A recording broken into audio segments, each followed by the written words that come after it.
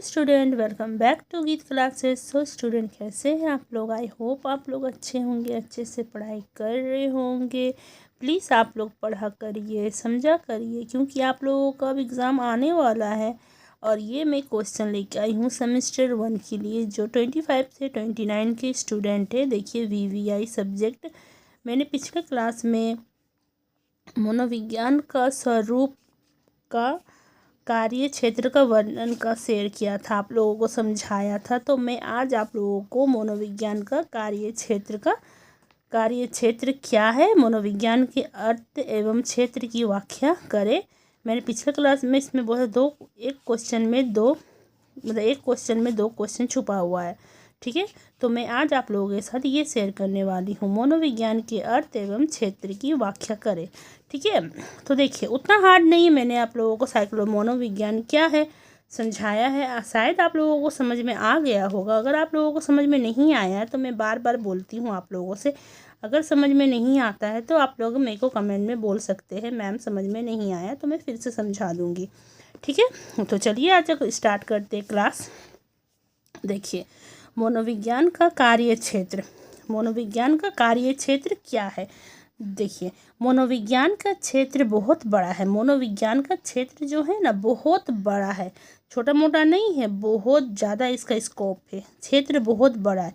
ये सिर्फ इंसानों तक सीमित नहीं है। ये सिर्फ हम सोचते हैं ना बहुत कोई कि मनोविज्ञान जो है सिर्फ इंसान ही तक सीमित है, मतलब ह्यूमन तक ही सीमित है, नहीं, बल्कि पशु और पूरे जीवन से जुड़ा है। बल्कि पशु जानवर उनवर ये सबसे जुड़ा हुआ है, ठीक है।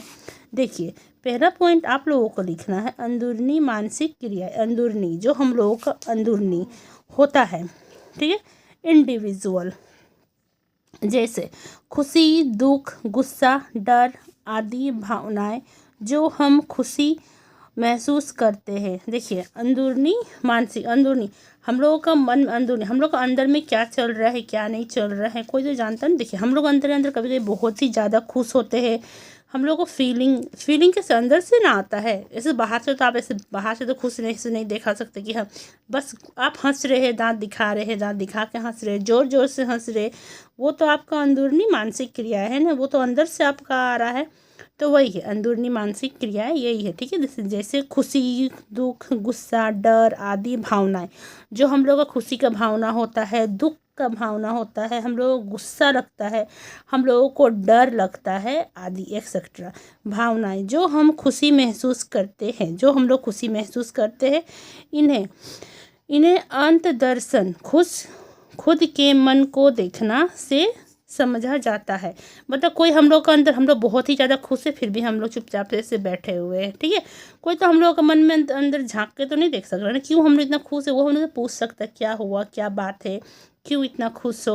और कभी कभी बहुत ही ज़्यादा गुस्सा होते तो भी ना पूछता, हम लोगों का फेस देख के ना हम लोग का बिहेवियर से रिएक्ट करते ना। अगर आप बहुत ही ज़्यादा खुश है तो आप चुपचाप से अपने बैठ के अपने आप स्माइल करिएगा, खुशी बोलिएगा, वो तो आपका मन का खुशी है ना, जो आप ही खुद महसूस कर सकते, खुद ही देख सकते हैं, खुद ही कर सकते, तो ही ना कुछ इस तरह कोई समझेगा। ऐसे आप चुपचाप से स्माइल दे रहे, बस हम पूछेंगे, अगर कोई आपसे पूछता क्यों इतना खुश हो, तो आप बताइएगा अपना फीलिंग को कि हाँ हम इसलिए खुश है।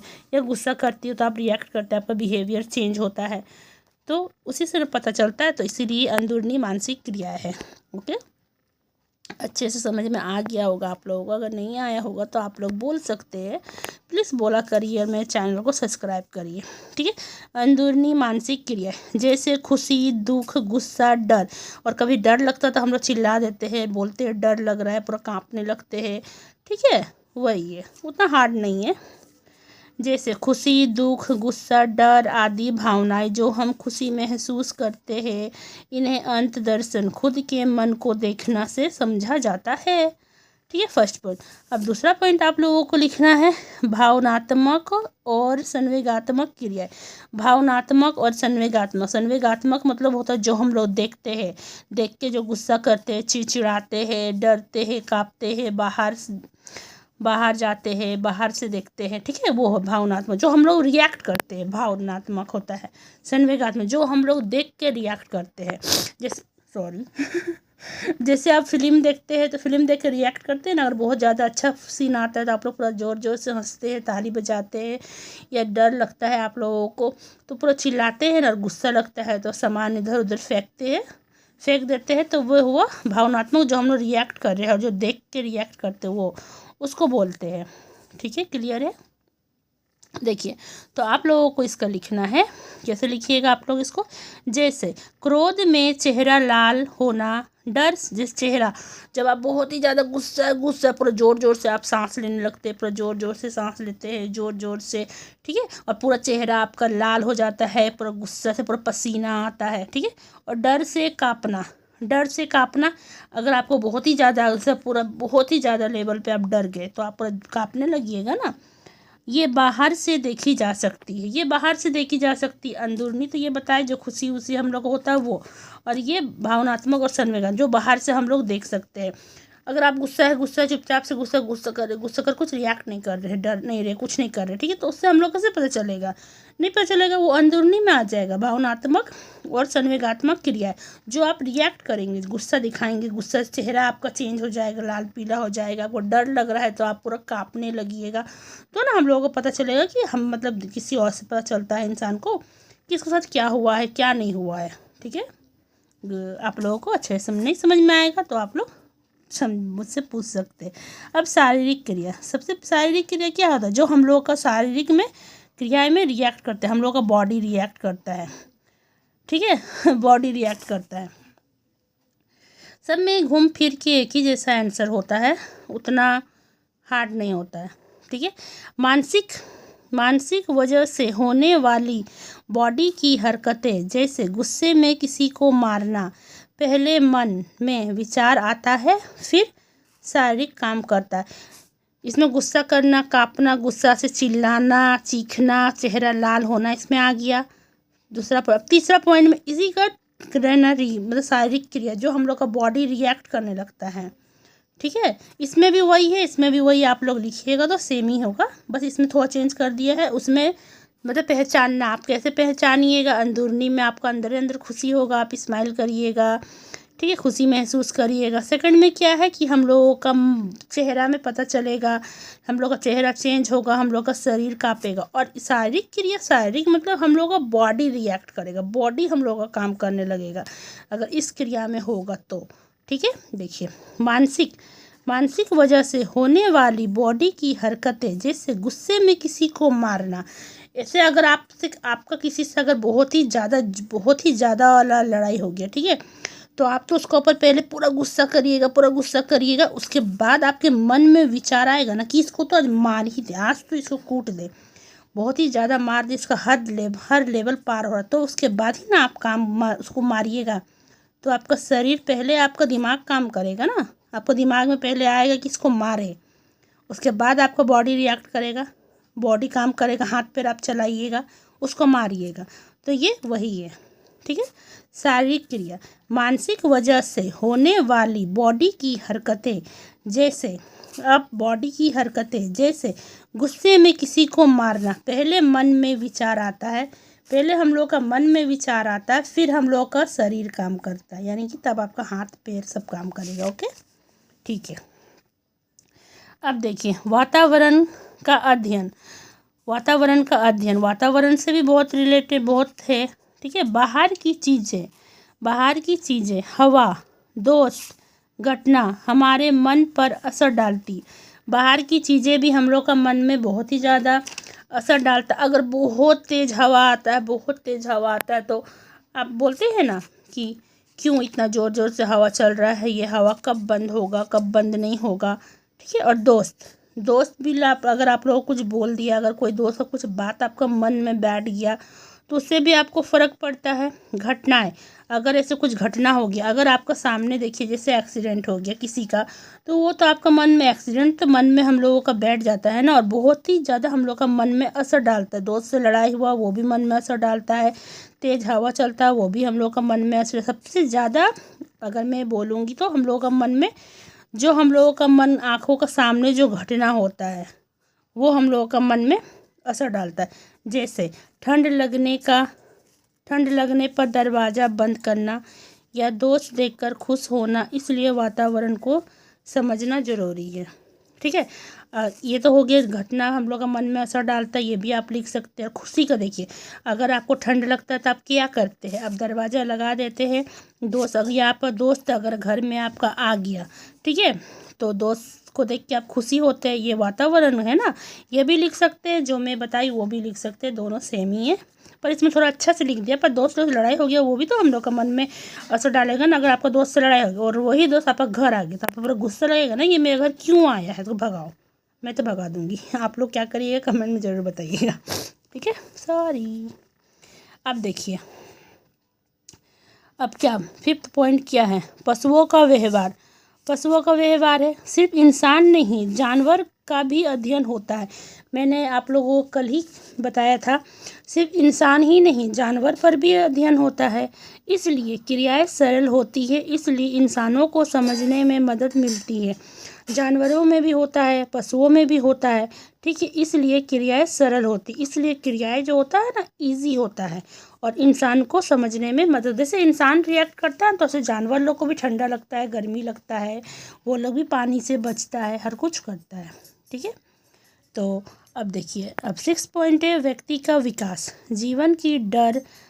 जीवन की हर अवस्था, बचपन, बाल्यावस्था, किशोरावस्था, बुढ़ापा तक का अध्ययन, हर उम्र में मन और व्यवहार कैसे बदलता है। ठीक है, अब देखिए ये मेन व्यक्ति का विकास होता है ना। जैसे आप सबसे पहले तो हम लोग छोटा बचपन में आप कुछ और रहते हैं, और थोड़ा से बड़ा होते हैं तो कुछ और रहते हैं, किशोर अवस्था में जाते हैं तो कुछ और, बुढ़ापा में कुछ और। अध्ययन हर उम्र में मन और व्यवहार कैसे बदलता है। अब जानना चाहते हैं, मन भी बदलता है हम लोग का, व्यवहार भी बदलता है। छोटा बच्चा लोग को मान लीजिए 1-2 साल का बच्चा है, उसका मन में अभी क्या है, वो कैसा व्यवहार कर रहा है। ठीक है, वो थोड़ा से बड़ा हुआ, स्कूल जाने लायक हुआ तो वो अलग रिएक्ट करेगा, वो पढ़ने लिखने लगेगा, उसका दोस्त बनेगा, वो हर कुछ करेगा। फिर किशोर अवस्था, टीनेज का लोग का सोच तो आप लोग आजकल जानते ही। फिर बुढ़ापा, हर एज में हम लोगों का सोच भी बदलता है, मन भी बदलता है, व्यवहार भी बदलता है। ठीक है, याद रखिएगा आप लोग। अब 7 पॉइंट, असामान्य व्यक्तियों का अध्ययन। अब असामान्य व्यक्तियों का अध्ययन कैसे, पागलपन या मानसिक बीमारियां, बहुत कोई पागल हो जाता है, मानसिक बीमारियां रहता है उसको। सामान्य लोगों के साथ साथ असामान्य लोगों का भी अध्ययन और इलाज ढूंढना। ठीक है, और सामान्य लोगों का साथ में असामान्य लोगों का भी अध्ययन हम लोग को अध्ययन करना पड़ता है और इलाज करना पड़ता है। ठीक है, वंशानुक्रम और वातावरण का प्रभाव। शरीर की बनावट जीन से आती है, बोलते हैं शरीर की बनावट जीन से आते हैं। हम लोग का पूर्वज, दादा दादी, मम्मी पापा, जैसे बहुत कोई गोरा होता है, बहुत कोई काला होता है। जैसे आपके पापा काला तो आप काला, जैसे गोरा होता है ना मम्मी पापा, जैसे फेस हम लोग का मिलता है या दादा दादी जैसे मिलता है, पूर्वज से आता है, ये जीन होता है, जीन से हम लोग का आता है। ठीक है, लेकिन व्यवहार वातावरण से बनता है। लेकिन हम लोगों का शरीर का बनावट, हम लोग का चेहरा वगैरह जीन से आता है, दादा दादी पूर्वज से आता है, पर हम लोगों का व्यवहार जो है वो वातावरण से बनता है। याद रखिएगा, हम लोगों का व्यवहार क्या होता है, वातावरण से बनता है। ठीक है, क्यों बोलिएगा आप लोग, मैम क्यों वातावरण से बनता है। जैसे जैसे माहौल में आप रहिएगा आपका व्यवहार वैसे ही होगा। अगर आप बहुत अच्छा लोगों के साथ रहिएगा तो आपका व्यवहार बहुत ही ज़्यादा अच्छा होगा। अगर आप ख़राब लोगों के साथ रहिएगा, जो गाली गलौज करते हैं, झगड़ा करते हैं, ठीक है, तो वह आपका व्यवहार भी वैसे ही रहेगा। जैसे आपको परवरिश मिलेगा, जैसे घर में, जैसे आप देखिएगा स्कूल में आप जैसे बुरा संगत में है, गलत लोगों का साथ है, तो वो तो आपको तो गलत चीज़ सिखाएगा ना, तो आपका व्यवहार वैसे ही होगा। जैसे माहौल में हम लोग रहेंगे, हम लोगों का व्यवहार वैसे ही होगा। बोलते नहीं, ऐसे नहीं होता, अपने आप को ऊपर रहना पड़ता है। तुम ठीक है तो, जैसे आप ठीक है तो सब ठीक है, नहीं, आप अगर अच्छा लोगों के साथ रहिएगा तो आपका व्यवहार भी अच्छा होगा वातावरण का हिसाब से। दोनों का तुलनात्मक अध्ययन, दोनों का हम लोग अध्ययन कर सकते हैं। ठीक है, सारांश लिखना उतना इम्पोर्टेंट नहीं होता है, फिर भी मैं आप लोगों को बता देती हूँ क्योंकि मैं लिखी हूँ। सारांश। मनोविज्ञान इंसान और पशु की सभी मानसिक व्यवहार संबंधित क्रिया का अध्ययन करता है। ये जीवन की हर समस्या से जुड़ा है और समय के साथ इसका क्षेत्र और बढ़ता जा रहा है। ये एक विकसित विज्ञान है जो हमें खुद को और दूसरों को बेहतर समझने में मदद करता है। सिंपल, उतना हार्ड नहीं है। ठीक है, ओके स्टूडेंट, मिलती हूँ मैं नेक्स्ट क्लास में। Please like share and subscribe my channel. Bye.